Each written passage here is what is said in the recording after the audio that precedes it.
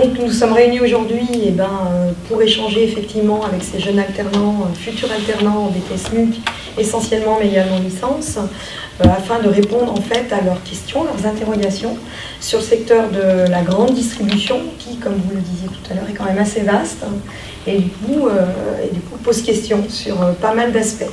Voilà, donc c'est un temps d'échange entre vous et ces jeunes. Une première question un peu générale. Quels sont les différents postes qu'il existe dans la grande distribution? Comme ma collègue, donc, nous avons le directeur. Ensuite, nous avons les chefs de secteur. Donc le directeur niveau 9 ou plus. Après, les chefs de secteur sont niveau 8. Ensuite, nous avons donc, un chef de secteur. Vous avez le secteur bazar, tout ce qui est non alimentaire. Vous avez le secteur produits frais. Donc comme l'a bien expliqué, c'est tout ce qui est traditionnel. Tout ce que je dis aussi, c'est la zone de marché. C'est-à-dire le charcutier, le boucher, le poissonnier, le boulanger, le pâtissier, fruits et légumes. Voilà, c'est toute cette zone-là. Ensuite, on a les produits de grande consommation. Nous, dans notre jargon, on appelle ça le PGC. Donc, c'est le chef de secteur, donc PGC. Ensuite, donc, on a une responsable caisse. Qu'est-ce que j'ai oublié? Et donc, après, bien sûr, sur les services, on a des responsables. Les services que je vous ai cités tout à l'heure. Ensuite, nous avons des managers. Donc, ces managers-là peuvent gérer donc, un ou plusieurs rayons, donc pareil, qui sont par ces secteurs-là.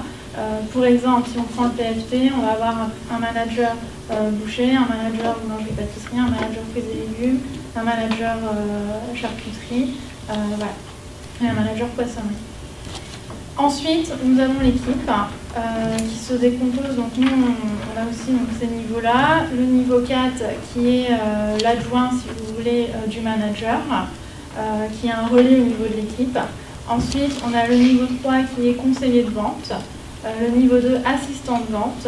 Niveau 1, employé de mise en rayon, l'équivalent de ELS. Des apprentis, des personnes en alternance, voilà. J'aurais aimé savoir quels sont les profils les plus recherchés du coup dans la grande distribution.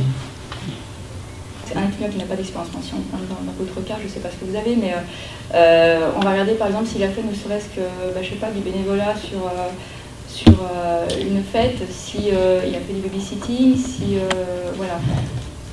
Moi, c'est vrai qu'après, je suis attachée au fait que celui qui postule ait fait un petit quelque chose, voilà, qu'il le valorise dans son CV. C'est pas grand-chose, mais qu'il le valorise. Après, si la personne n'a vraiment eu aucune expérience, je dirais que c'est pas que je vais l'écarter, mais il y a d'autres CV qui vont m'attirer. Dans les profils, c'est vrai qu'on recherche, c'est oui, en effet, la motivation, de vouloir venir travailler. Donc, en grande distribution, c'est un travail d'équipe. Oui, on cherche plutôt des profils dynamiques, souriants, qui aiment travailler en équipe. Il ne faut pas se leurrer, c'est un métier difficile. On se lève tôt, on peut se coucher tard. Donc il y a une résistance physique aussi, je parle pour la mise en rayon. Et donc il faut être disponible. Et voilà ce que j'aimerais rajouter. Un secteur autre que la grande distribution, pour faire son BTS, ça ne coupe pas les portes pour travailler dans la grande distribution plus tard? C'est-à-dire quel autre Par exemple, en fait, vous avez répondu à ma question avec McDonald's, par exemple. Du coup, vous n'avez pas eu de problème d'adaptation pour travailler à Carrefour plus tard? Non. Non, justement, c'est le contraire. Ça ouvre, en tout cas, ça ouvre l'esprit et pareil, c'est un travail d'équipe aussi, le McDo. Là, c'est pareil, vous êtes confronté à travailler en équipe, à avoir aussi un travail en autonomie, mais vous avez toujours des personnes autour de vous, donc non, ça vous rend plus fort et plus riche dans votre expérience. Développer des aptitudes en fait, et surtout une grande polyvalence, ce qui fait qu'après vous pouvez vous adapter à beaucoup de choses et vous avez l'habitude de faire beaucoup de choses en même temps, développer vraiment des aptitudes en fait.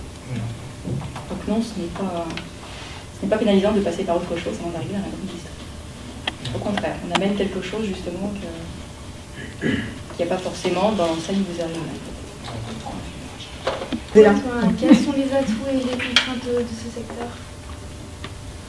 Donc on va dire que les atouts de ce métier, c'est qu'on ne s'ennuie pas, on ne voit pas le temps passer, on est toujours confronté à des clients en fait, même si le terme il est un peu dur, mais le magasin n'a pas de temps mort. C'est-à-dire que dès qu'on ouvre les portes, on a des clients, on doit s'en occuper, et en plus faire absolument tout pour que le magasin tourne, soit propre, soit plein. Enfin ça c'est les basiques métiers, et ils sont applicables à peu près à toute la grande distribution. Donc le grand atout pour moi, c'est la polyvalence. Les contraintes, pour moi, il y a peu de contraintes. On a parlé de savoir-être, de savoir-faire, j'ai entendu. Donc sans envie, sans passion, en fait, c'est compliqué dans la grande distribution. Il faut absolument avoir envie, absolument avoir la passion du client, le goût du contact et le goût du travail bien fait, puisque vous êtes amené à être, on va dire, interrompu tout au long de votre journée, puisqu'on est un magasin ouvert aux clients. Moi, la grosse contrainte que je vois, c'est plutôt au niveau horaire. C'est-à-dire que vous allez commencer à 5h du mat, ou 3h, ou 3h, pour d'autres enseignes. Voilà, et puis donc ça peut être un petit peu contraignant par rapport à la vie de famille, par rapport à l'organisation. Pour l'instant, vous n'êtes peut-être pas là, mais ça viendra, j'espère pour vous. Et donc, voilà, il faut bien savoir que même si vous êtes manager, vous commencez quand même relativement tôt, vous avez des contraintes, des permanences, vous avez, voilà, soit vous commencez très tôt, soit vous finissez tard. C'est pas des horaires de bureau, d'accord, voilà, c'est juste pour vous dire ça. Vous travaillez sur 6 jours, du lundi au samedi, la plupart des enseignes, donc voilà, c'est une grosse contrainte, à mon sens. Ensuite, l'autre contrainte, effectivement, c'est par rapport à... Autant le client peut être agréable, la clientèle peut être agréable, ça peut être agréable de rendre service, ça peut être agréable de bien vendre quelque chose à un client qui correspond bien à son besoin, ou tout simplement lui indiquer où est le rayon des conserves, voilà. Et vous avez aussi des clients qui sont fortement désagréables, vous allez leur dire bonjour, ils ne vont pas vous répondre, ils vont vous agresser parce qu'ils ont une mauvaise journée, j'en sais rien, mais il y a une bonne partie de la clientèle qui n'est pas agréable, il faut également le savoir. Ça, c'est pas réservé à la grande distribution, c'est un petit peu partout, mais voilà, qui dit contact clientèle dit pas forcément agréable. Quelles sont les missions de travail dans le cadre d'un BTS ou d'une licence commerce et quel est le bon profil dans le cadre de l'alternance? Commencer, alors nous on est sur un processus de recrutement traditionnel, donc quand on rentre, donc ça peut être ELS dans une grande surface alimentaire, équipier chez nous, en fait on a les mêmes missions qu'un employé qui rentre chez nous en embauché. La fiche de poste est la même. Après, en fait, ce qu'on demande, nous, quand on prend un alternant, c'est une valeur ajoutée, une analyse qu'on peut faire par une soutenance, par une étude de cas, un œil extérieur, parce qu'on a quelqu'un qui est 21 heures en entreprise et qui est à l'école pendant 14 heures, et qui peut parfois nous poser des questions avec un œil extérieur qui peuvent nous mettre face à des incohérences sur un concept, sur un prix, sur une stratégie, sur une implantation. Donc cet œil extérieur d'une formation théorique en fait fait du bien, nous en magasin, puisqu'on est tous les jours dans le magasin du lundi au samedi et qu'on peut parfois perdre une objectivité. Donc en fait le poste d'un étudiant qu'on prend en alternance dans mon enseigne, il est le même que le poste pour lequel on embauche quelqu'un en CDI 35 heures, la même fiche de poste, mais nous on demande une valeur ajoutée par rapport à la formation qu'il est en train de suivre. Voilà. Depuis 2-3 ans maintenant, l'hypermarché Jean Casino Saint-Martin-d'Air ainsi que celui de Fontaine, on travaille beaucoup avec des contrats de professionnalisation à l'intérieur de mon secteur, donc j'en suis à la 2e.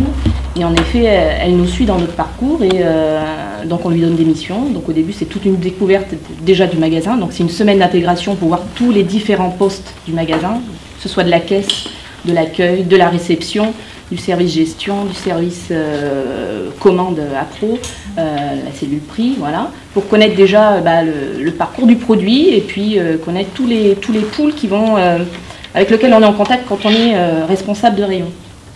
Donc on commence comme ça, ensuite on intègre un secteur et petit à petit on va lui faire découvrir le métier. Et en effet on comprend quand même notre rôle très au sérieux parce qu'il faut faire des points à chaque période, tous les mois ou tous les 2 mois, c'est ce que je fais avec celle que j'ai en ce moment. Tous les 2 mois on fait un point et puis on avance avec des modules. Le mois prochain on verra comment faire des horaires, le mois prochain on verra comment faire une implantation. Voilà. Et le but en fait c'est qu'elle prenne des responsabilités et que petit à petit on lui laisse de plus en plus les rênes et c'est juste après voilà de l'autonomie. Pour nous c'est un plus, hein, donc c'est sûr que c'est du gagnant-gagnant. Sur l'évolution du poste, du coup, oui, le poste a évolué puisque le client est très très très informé. Depuis 10 ans, en fait, moi j'ai vu l'évolution. Les gens en savent parfois plus que les vendeurs. Donc, on a besoin de quelqu'un. Enfin, le poste en tout cas exige aucune erreur sur les caractéristiques des produits, et mieux vaut se renseigner si on ne sait pas, puisque la poudre aux yeux ne marche plus. Ça fait partie des règles du jeu de l'entreprise. L'entreprise fonctionne sur un système d'évolution interne, c'est vraiment ce qu'elle favorise. Donc aujourd'hui, la mobilité fait partie de cette règle du jeu. Elle n'est pas obligatoire, mais la mobilité est au service du souhait professionnel. Si j'ai l'envie d'aller vite, j'ai envie d'avancer, j'ai des ambitions, la mobilité est un axe qui permet de répondre aussi à cette évolution professionnelle. Donc il faut vraiment la voir comme une opportunité d'aller à la hauteur de ses ambitions. Est-ce que c'est du coup la grande distribution un secteur qui est pourvoyeur d'emploi malgré la crise? Oui, Ça, c'est souci. oui. Oui, ça l'est. En tout cas, on a quand même un petit peu de turnover. On a nous, c'est vrai que quand on recrute, s'il y a une personne qui a du potentiel, etc., on va l'aider à évoluer et à s'épanouir davantage.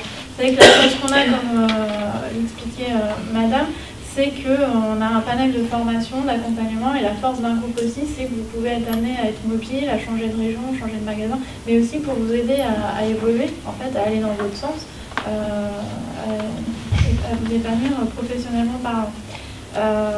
Donc oui, on recrute. Voilà, donc c'est du bien Ça entendre quand même un rejoint secteur. ça rejoint aussi, voilà, savoir se démarquer, la motivation et l'envie de travailler, quoi. L'envie, on a beaucoup entendu ce terme, l'envie. Écoutez, c'était quand même très intéressant, toutes ces informations qui ont été données par ces responsables de grandes enseignes. Ils vous ont donné les informations qui étaient vraiment nécessaires, dont nous aussi, on vous le répète souvent et on vous le dit dans l'atelier coaching, mais je crois que c'est intéressant de l'entendre de la part des représentants. Nous, en tant que CFP Charny, on vous remercie vraiment d'avoir accordé un peu de votre temps pour répondre et éclairer ces futurs alternants sur leur questionnement concernant la grande distribution. Merci beaucoup.